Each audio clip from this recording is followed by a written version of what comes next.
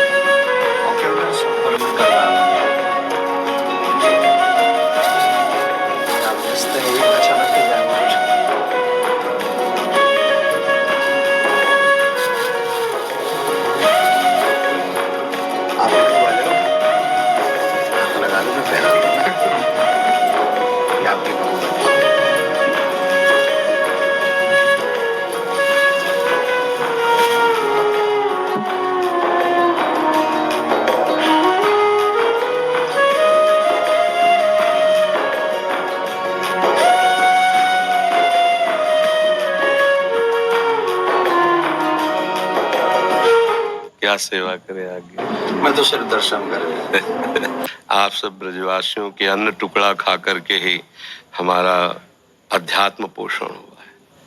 अगर आप ब्रजवासियों की कृपा को न होती, अन्न टुकड़े न मिलते, तो मुझ जैसे अधम को लाडली लाल अपना कैसे मान लेते। हम में एक ही गुण है कि हमसे ब्रजवासी हैं जी, बाकी हम सब में अब खाने हम सब एक ही बात से सब काम समझ जाएगा।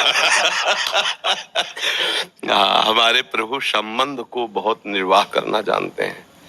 प्रीत की रीति रंगीलो ही जाने। संबंध का निर्वाह अगर कर सकते हैं तो बिहारी बिहारी जो कर सकते हैं, और तो सब गुणों का निर्वाह करते हैं। गुणवान है तो उसे प्यार देते हैं, लेकिन संबंध का निर्वाह हमारे केवल प्रभु ही करते हैं।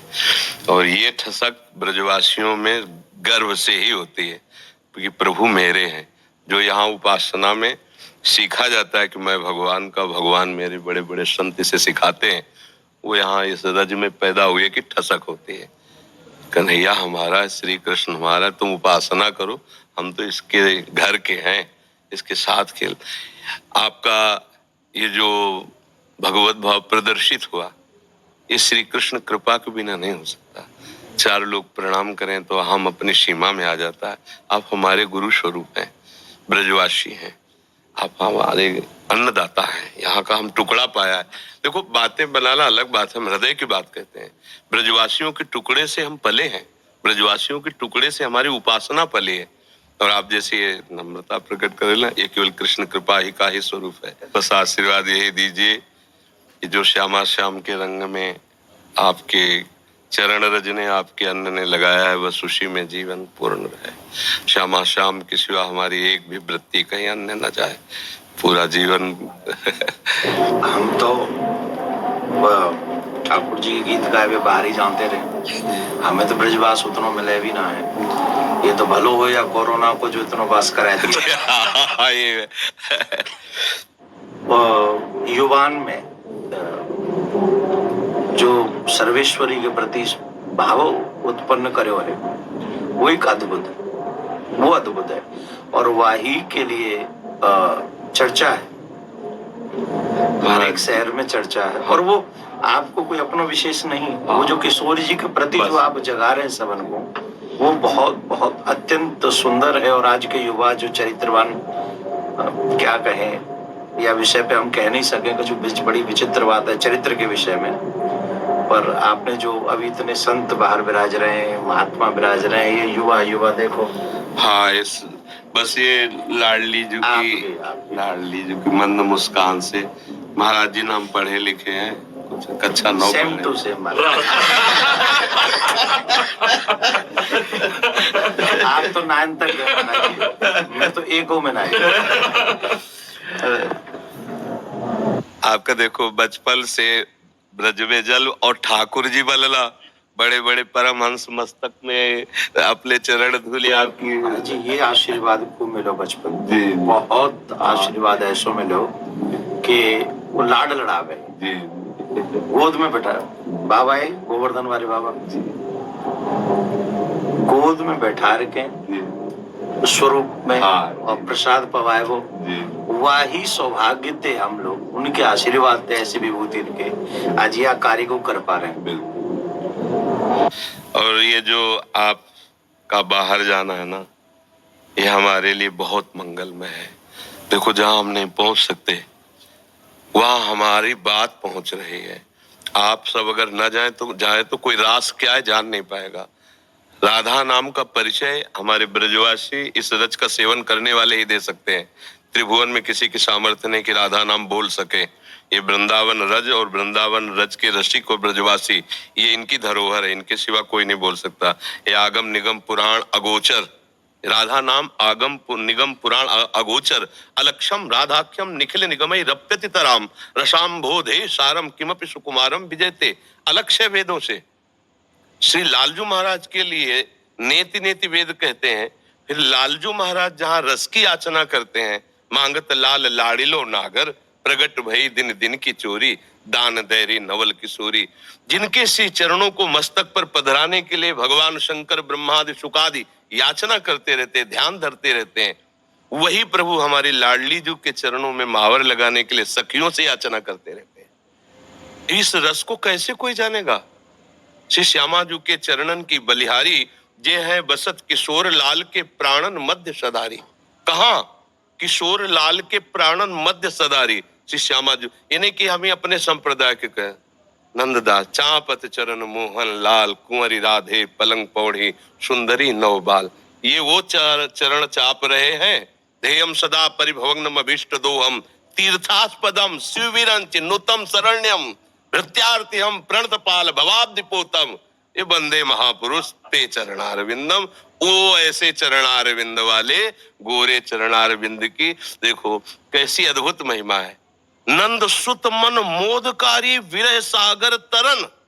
ये बात अनंत गोपियां जिनके श्री चरण का स्मरण करके शीतलता धारण करती हैं वो है श्री कृष्ण।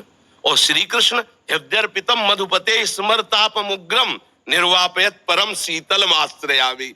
जिनके हृदय की शीतलता लाडली के श्री चरणों को स्थापित करने से होती वो हमारे गोरे चरण। नंद सुत मन मोदकारी विरह सागर तरन दास परमानंद छीन छीन श्याम जिनकी ये कहीं नहीं मिलेगा। आगम निगम पुराण अगोचर ये सहज माधुरी रूप निधिम अनभय आनंद कंद में ये निज संपत्ति वृंदावन बिहारिणी बिहारी जो ब्रजवासियों की है, रसिकों की है, रजोप सेवी जनों की है।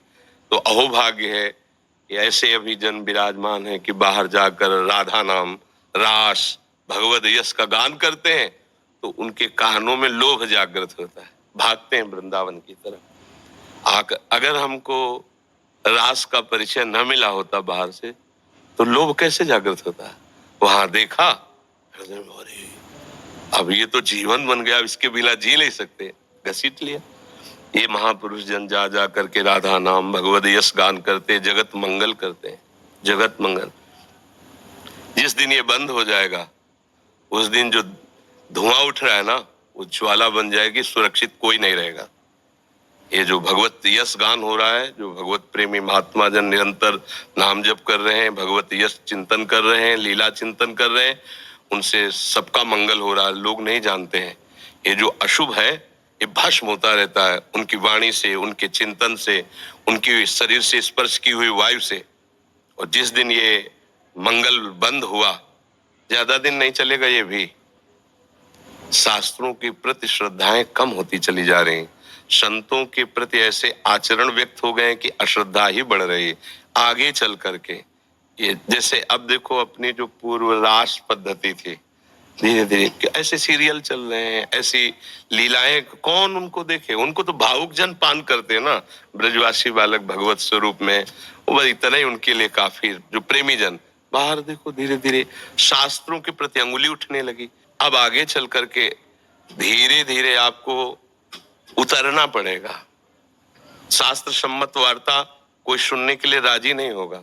ये तो अभी बहुत कृपा है, अभी बहुत कृपा है, सुन तो रहे ना, आगे सुनेंगे नहीं। ऐसी मलिन बुद्धि हो जाएगी, आदर नहीं होगा, शास्त्रों का आदर नहीं होगा, संतों का आदर नहीं होगा, भगवत प्रेमी, भगवत लीला गायन कथा वाचन का, इसका आदर धीरे धीरे नष्ट हो। तब भाव भ्रष्टाचारा सब संसारा, धर्म सुनाई नहीं, कान से सुनाई नहीं देगा। तभी अभी सबसे कह देते हैं कि अवसर है, निकल चलो निकल चलो। प्रियाजू ने अभी अनुकूल अनुग्रह वायु भेज दी, निकल चलो। नहीं, अगला जन्म होगा और हम भजन करेंगे, ऐसा संभव। अगला जन्म हो और भजन करके श्री जी को प्राप्त करें, असंभव। आज न सामग्री शुद्ध रह रही। अगर शुद्ध चीजें देखो, दूध है, घी है, जिनसे हम पवित्र बुद्धि और स्वस्थता धारण करके भजन करें, उनमें यह शुद्धता मिलाई जा रही। किससे हम कहा? छोटे छोटे बच्चों के पास मोबाइल है जो पूरा संसार घर बैठे देख सकते हैं। संयम के लिए निकले थे। भगवत प्राप्ति संयम पर टिकी हुई है, और संयम भ्रष्ट करने के लिए इतना बड़ा मोबाइल काफी है। अब वो एकांत कमरे में बैठा क्या देख रहा है? जिसने अपने मन का निग्रह नहीं कर लिया। मन का निग्रह करना हंसी खेल है। मनोनिग्रह बहुत बड़ी सिद्धि है।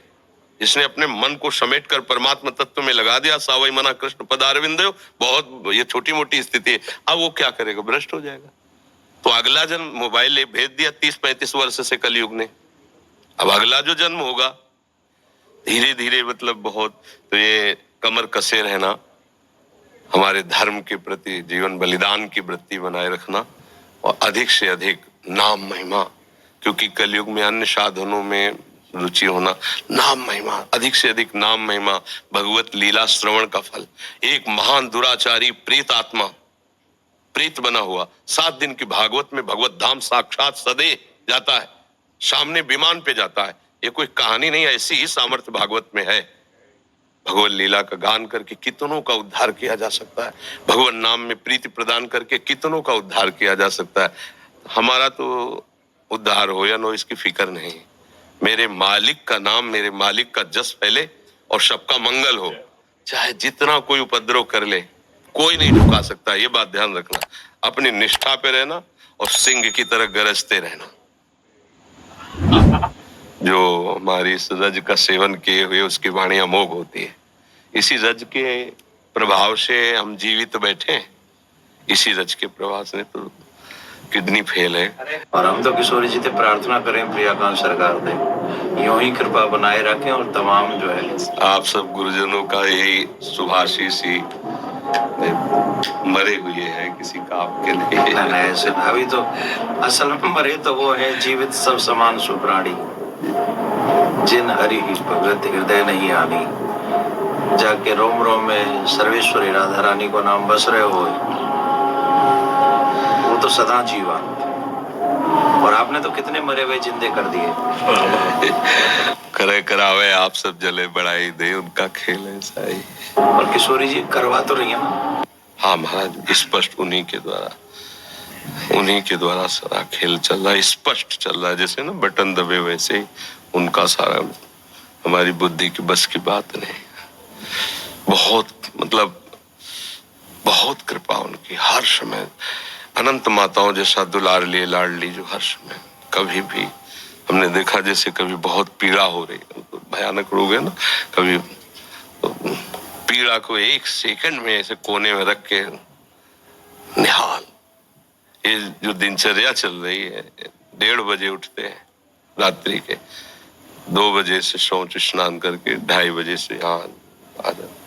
अब ये चल रही दिनचर्या 9:30 बजे तक चले, फिर कुछ प्रसाद पाक, तो दिन में 1 मिनट के लिए भी नींद नहीं। ये रोगी शरीर की दिनचर्या थोड़ी श्री जी के प्रताप से चल रही।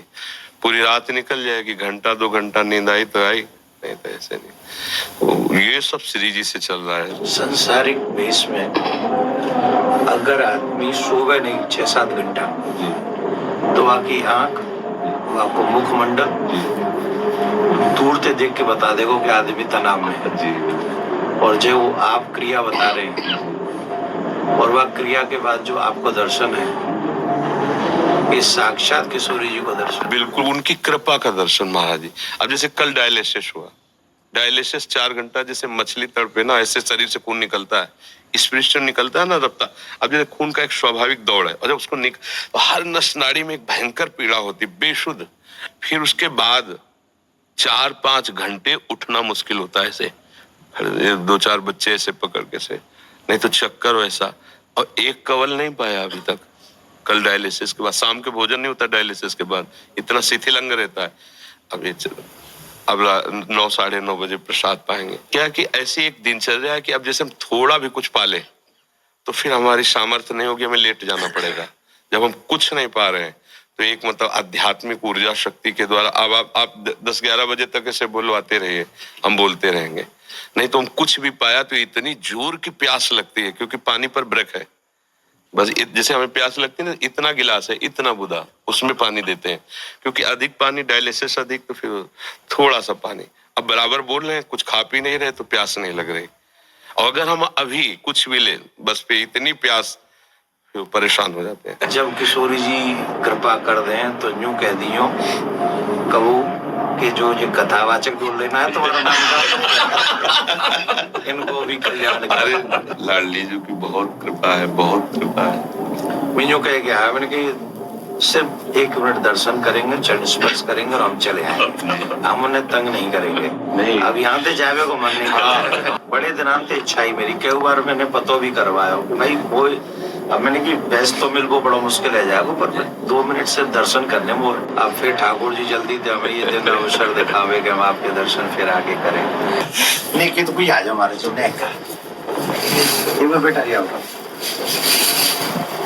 एक बार पुनः स्पर्श को अवसर मिल जाए। बस आप किशोरी जी से प्रार्थना, आप स्वस्थ रहें और जग को कल्याण नहीं करते। किशोरी जी से प्रार्थना। ऐसा मन आनंदित होता है महाराज।